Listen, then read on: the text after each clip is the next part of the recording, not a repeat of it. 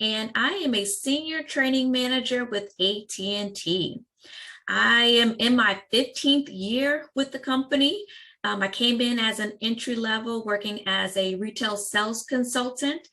And so senior training manager is like, oh, what does that actually mean? So I facilitate training to, if you were to ever visit a AT&T retail store, so you work with someone and you see the managers in there, I am responsible for training them. And I do that nationwide.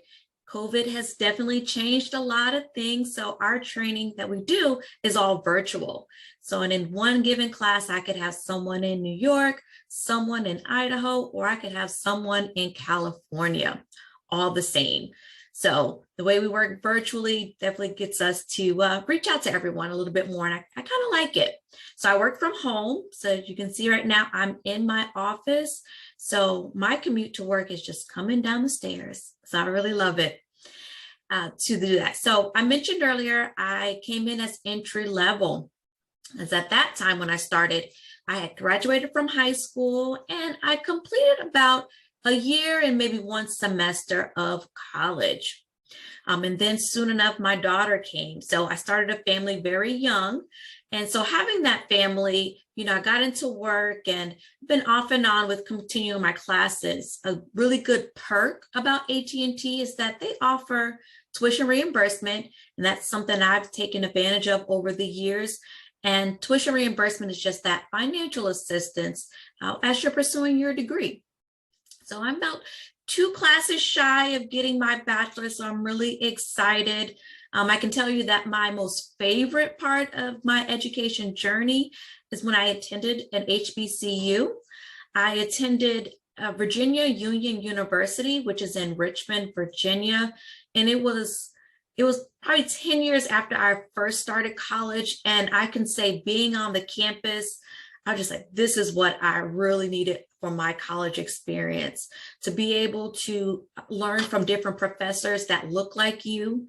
They'd be able to come from a perspective to help you to learn and to grow, not only in your education, but just also in your mindset.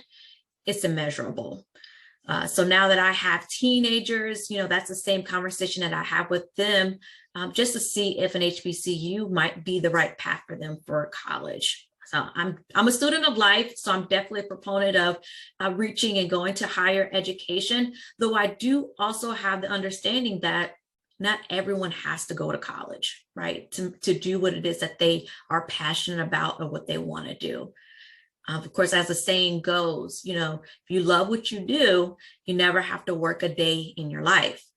So I do support that anyone, if they're supporting, you know, pursuing their passion, to continue to do that, and that might not require college.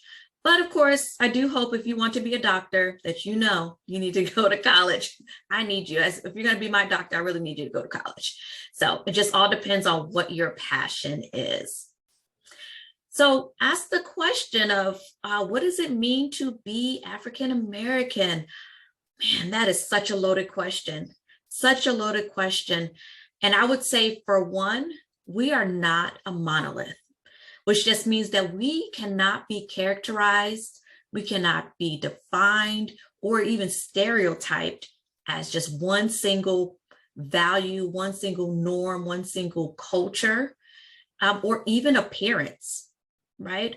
So early in my career, I found myself kind of code switching or compromising my sense of self for the comfort of others, because I just didn't think that I would be able to get far in my career if I was just being myself.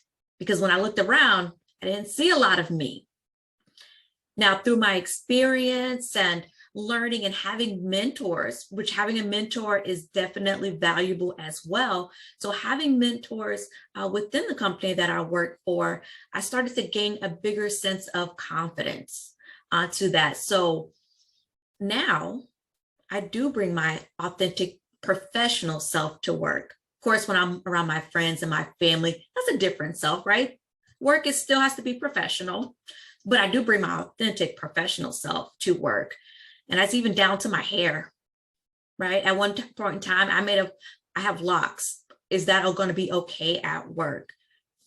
That's the way it grows out of my head, right? So why wouldn't my authentic self be also professional? It's clean, it's neat, right? So I wear my hair in different hairstyles. I might even change it every month.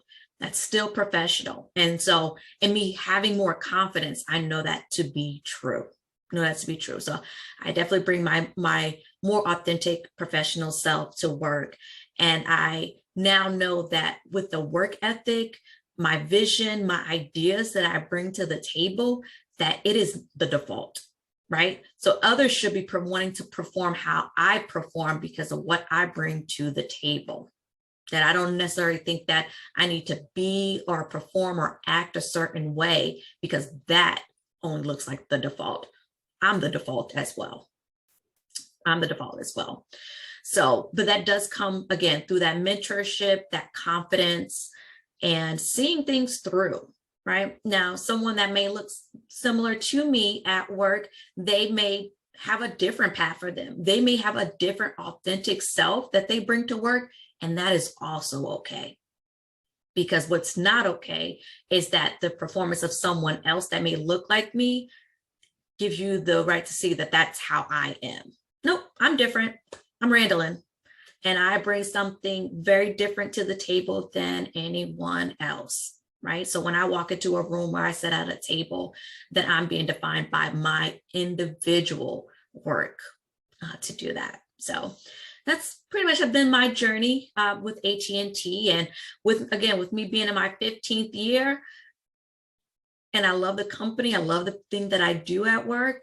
I'm going to stick around for a little bit longer here to transform a lot of more things, as I am involved in a lot of diversity, equity, and inclusion committees here at work.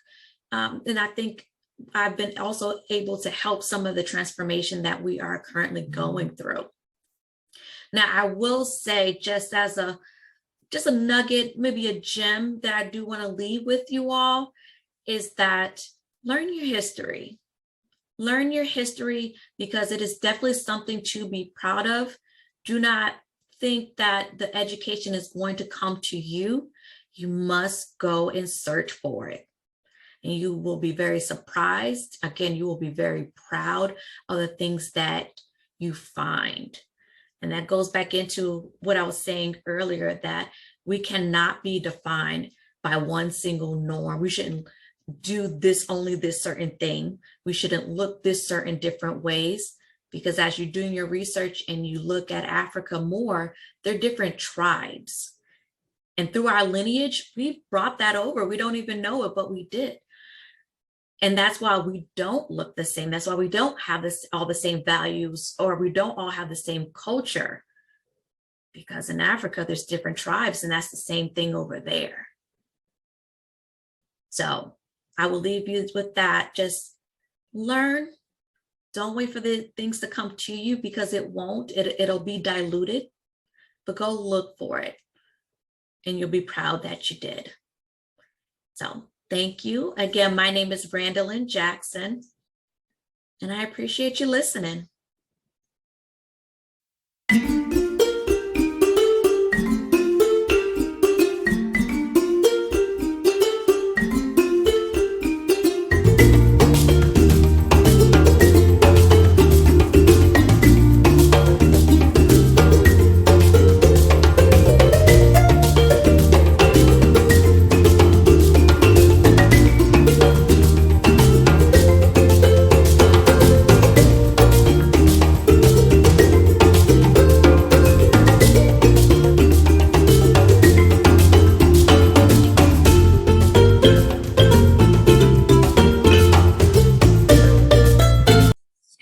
My name is Carla Boudreau. I am 28 years old, and I currently work for ALM First. I've been here for about 5 years. If you are unfamiliar with ALM First, it's a financial consulting company that provides services for credit unions, banks, and insurance companies. If you're unfamiliar about what a credit union is, I want to take this moment to educate you there. A credit union is a type of financial institution similar to a bank. But what makes it different is that it's member owned and it's nonprofit. Banks are typically for profit.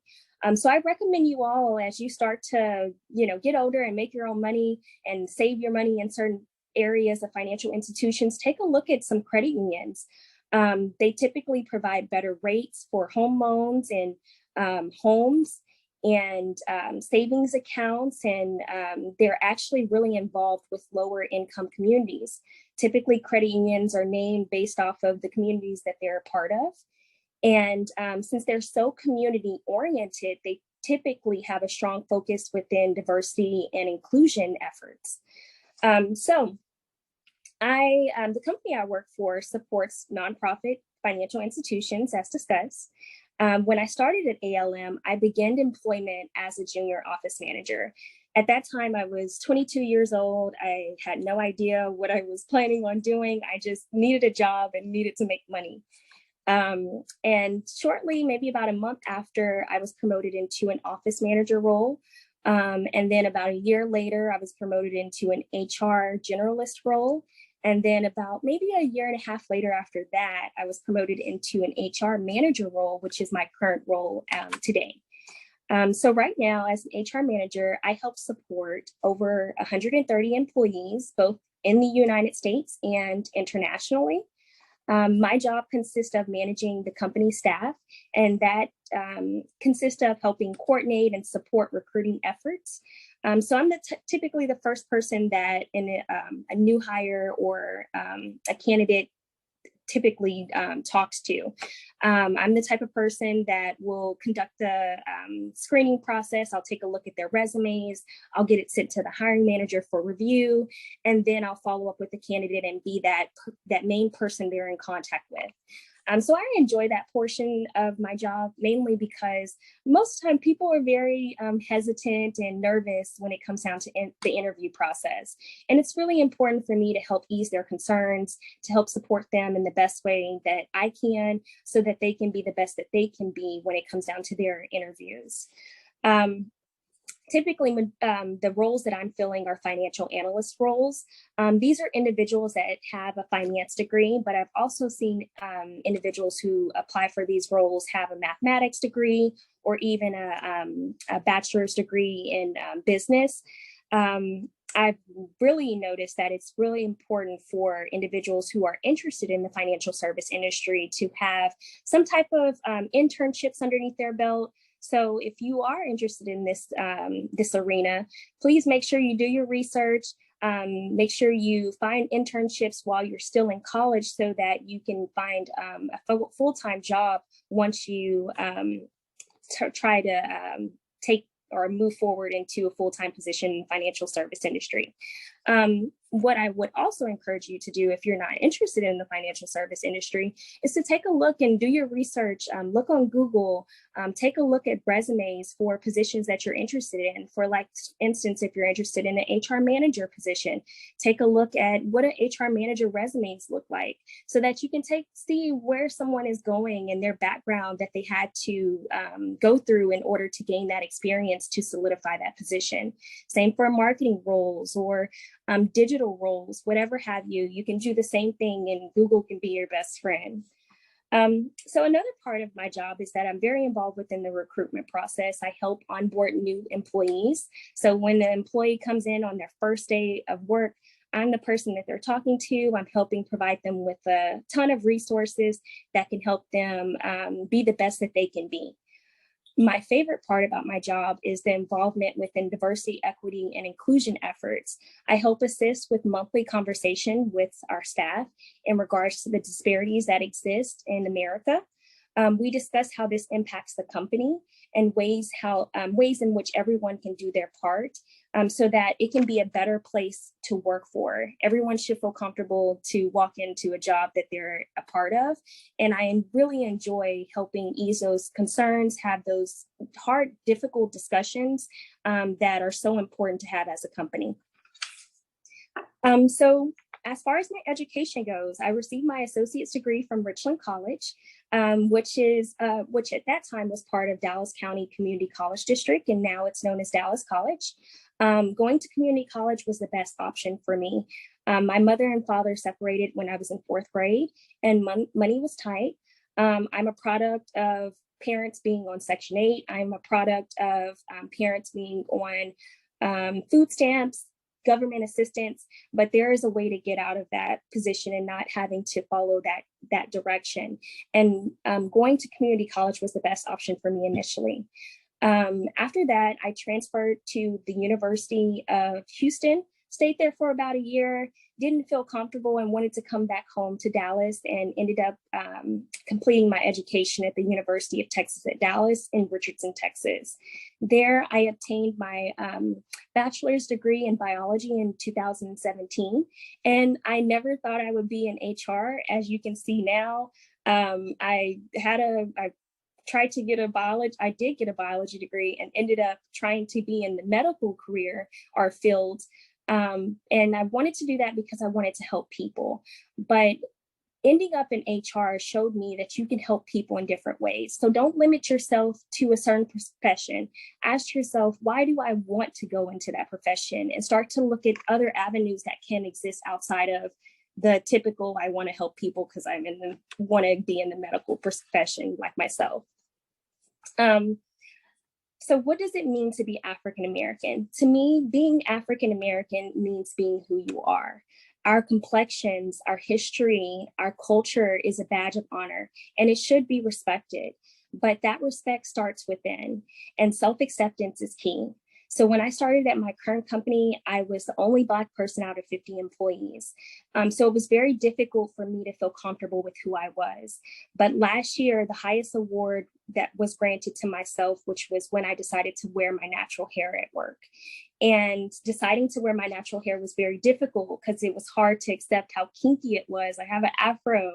But wearing my natural hair showed me that I am comfortable with who I am, and I encourage you all to be who you are on all levels. So I want to leave you with this last nugget of wisdom, and it's a poem that I keep at my desk every day when I feel discouraged or just need some additional support. Black girl I am, joy I feel, love I need, pride I have, magic I share, truth I speak, wisdom I seek, confident I stand, Black girl I am. Thank you.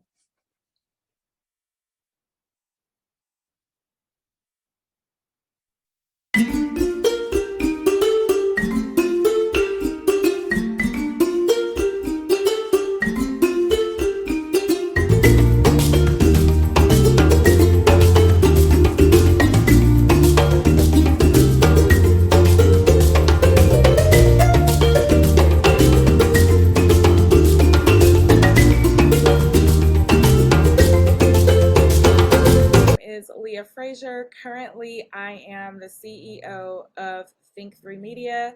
We are a creative communications and public relations agency based here in Dallas, Texas. But this isn't the start of my journey as an entrepreneur. I originally went to law school after I graduated from college and obtained a law degree and thought that my journey was going to start there, that I was going to have a long career as an attorney. And that just didn't quite take shape. I practiced for about 7 years, starting my first business before I actually left the practice of law as a fashion entrepreneur. And that business was birthed out of a dream that I had. I loved clothes. I loved to shop. I loved to look good as an attorney. And one day I just decided as a hobby to start an additional business while I was a practicing attorney, and decided that I was going to spread my love to fashion for other women who wanted to look exactly like me. And I started that business, and soon enough, it ended up taking off, where I was personal shopping and running a styling business, all the while being an attorney and having to go to court at the same time. Eventually, I had to choose one or the other, so I went with the more fun and creative side of myself and decided to pursue fashion full time. And that was personal shopping, going back and forth to various fashion weeks. I became a fashion editor for many websites and digital magazines. And when I moved back to Dallas in 2012, I was writing for some of the top fashion publications in the city. I was a producer for a number of fashion shows, fashion styling for music videos, you name it, I was head into the fashion game. And eventually I saw that there was a hole in the market for businesses that I was utilizing, specifically fashion and clothing retailers who just didn't know how to utilize social media or how to market themselves. And so I offered the service, and again, before you know it, the business took off. And so here we are today, fast forward into 2023. And what started off as a marketing and PR business for fashion companies who really needed to tell their story in the press, knowing how to tell their brand story on social media, has now grown to where my company, we represent restaurants. So even today I had a call with my client that's a barbecue joint. So that's always fun to eat ribs and to talk about how to get the food business out there. But we represent restaurants and banks and technology companies, and we're really at the forefront of storytelling in the news, allowing our clients to have the opportunity to tell their stories on Channel 8, on NBC, on Fox, on CW, and so many other various outlets, D Magazine, DCO Magazine. And so that's where I'm at today. I've had my own set of challenges as a Black business owner. First, morphing from being an attorney. When I was an attorney, obviously I wasn't owning my own business at that point in time, but even as an attorney and going to law school, there was very few students who looked like me. There was very few African American law students, and then those who graduated and took the bar and actually became attorneys.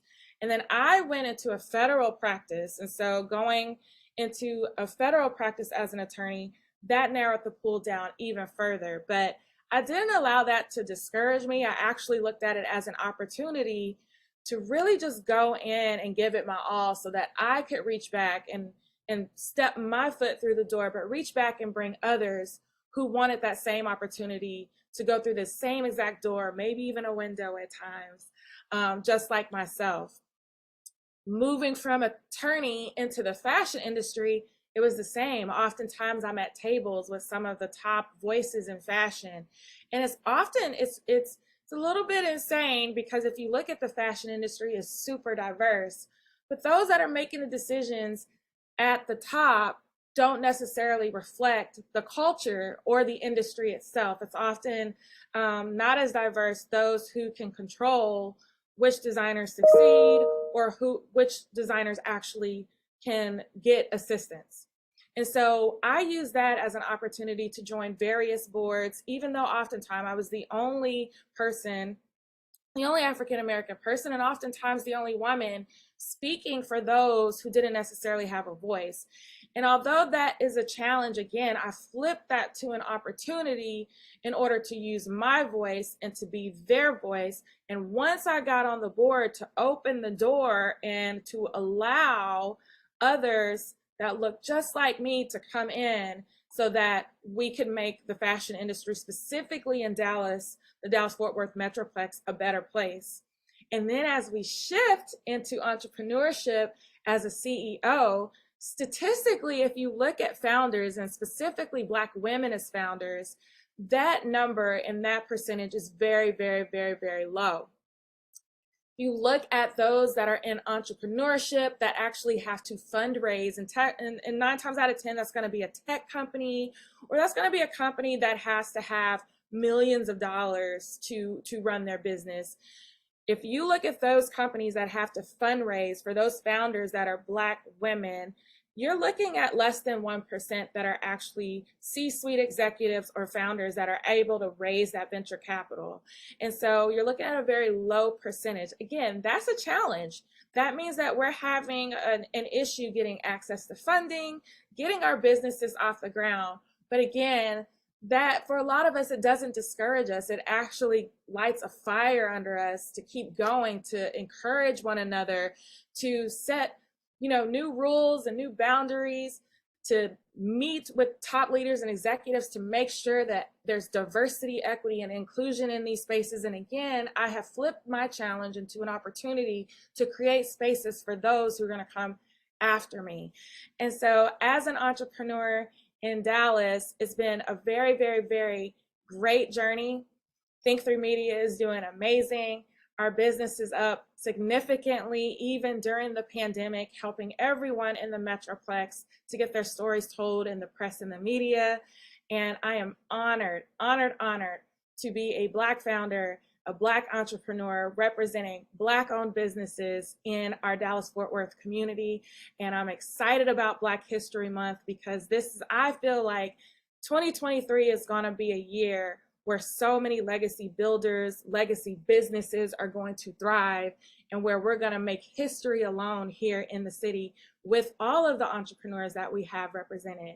And so I thank you for having me to speak and to talk about my journey, my challenges, how I've overcome those challenges, but knowing that your challenge is also a step for you to decide how you're going to make a change, how you're going to pivot, and how maybe you are going to be that individual that moves forward, even despite the challenges and despite the naysayers, so that you can pull someone else behind you to be able to go along that same path. Maybe you are that change maker. You're that history maker. So I challenge you to look at challenges and opportunities in that light and not necessarily negatively. So thank you for having me, and I wish you a very happy Black History Month.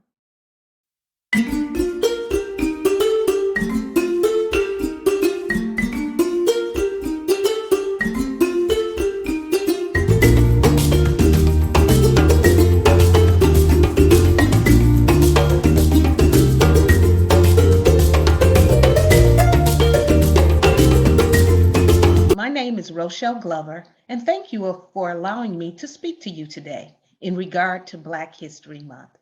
I am a vice president with a wonderful organization called US Bank, where I am a special project consultant. I work with employee engagement where I turn insight into action. I graduated summa cum laude from Colorado Tech University, where I majored in business administration and finance. I have over 30 years of experience in the financial business sector. I've been lucky enough to work in 5 states within 13 years of my career. These corporate moves have brought me many wonderful memories, fantastic trips and recognition, friends and working experiences. You see, I've lived in Michigan, I've lived in Florida, I've lived in Virginia, I've lived in San Diego, and I've lived in Texas. As a matter of fact, I've lived as far north, as far south, as far east, as far west as you could possibly go in the United States. All of this because I gave my best in my education and in my work efforts. As a Black woman growing up in corporate America, I found many opportunities to learn and to grow, and I took advantage of every single one of them. So how did I do that? You ask yourself. I like to share a few pointers with you. Number 1, focus on you. Do your best. Don't worry about others. Don't compare yourself to others. Number 2, focus on learning something every day. Social media is okay and it's often fun, but realize they have a lot of positive educational information on there as well. And always look to other resources for information. Number 3, don't beat yourself up. Just do you. Don't compare yourself to other people, to other races. Don't believe the hoopla about you can't do this or you're limited in a certain area. You just do the best you can. And remember this, if you are afraid, do it afraid. If you mess up, no worries, start again. Focus on your key talent. You might be a great people person. You may have great technical skills. You may be good at sciences or robotics. Whatever it is, you focus on that. Take advantage of any opportunities that they give the Black community in education or in skill or in sales or in a job opportunity. If it comes about because they're looking for opportunity to improve the Black community or a different culture, then you take advantage of that. Enhance your talents, as much as you can. Go to college, stay in college or a trade. Right in the middle of college courses, you may say to yourself, oh man, this is too hard. This is taking too long. I did it myself, but you stick at it. You hang in there. I promise you, when you look back, you'll see how fast it really went, and you'll see how much it was worth. And always remember this, your college education or your trade, no one could ever take it from you. Learn that skill and you will always have it. Surround yourself with good, talented people. Avoid negative people. Always remember, if you're around people that are always negative, they will bring you down. So stay around positive people. Focus on your dreams now. It's certainly not too early to focus on what you want to do. So here's the question. What's your passion? Your passion can be your purpose, and your purpose can turn into your profit. There is nothing better in the world than doing what you love. Get yourself a good peer group, a good friendship base. Don't listen to the negative stuff you hear about your race, your culture, African Americans, what we do, what we say, who we are. You make up your own mind about people, places, and things. Ask yourself, how can you develop a desire to help the world? How can you help the Black community? I do a lot of financial education in our community, and that's my give back. I enjoy it. I enjoy letting people know that they can be better, that they can save, that they can develop financial security. So you got to ask yourself, how can I contribute to others and to my race and to mankind? I created something called the 5 P's of Power, and it would be great if you would apply these power statements to your everyday life. For this instance, I like to call them your lucky 7 P's of power. Number 1, be prayerful. Meditate on your dreams, your desires, your goals. Think about them constantly. Number 2, be persistent. Don't you give in. I don't care how tired you are, you think you can't make it, you be persistent in your dreams. Be patient. Don't give up on yourself. Your time is coming. Be patient. If you keep at it, you'll get there, I promise you. Be polite. This is a crazy, sometimes cruel world. You be the light. You be kind. You be generous. You care for others. And then number 5, prepare. Example, if you want to be a doctor, get yourself a good mentor from that field.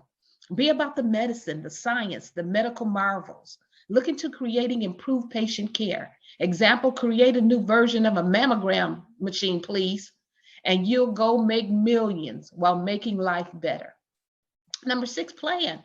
Write the vision and make it plain. Where do you want to be in 5, 10, 15, 20 years? Write that down now. You can always use an eraser. You can always change it, but at least have a plan. And then lastly, perform. Talk is cheap. All you need is already inside of you. Just bring it out. You are constantly faced with 2 options of opportunity. You can grow what's within, or you can glow what's within. It's already there. You're either growing or you're glowing. Sometimes you got to improve. Sometimes you just got to show it off. Remember this, know this every day. You are creating history. You are Black history. You can and you will make it count. Okay? Thanks for listening. I am Rochelle Glover, and I am looking forward to your success. God bless you.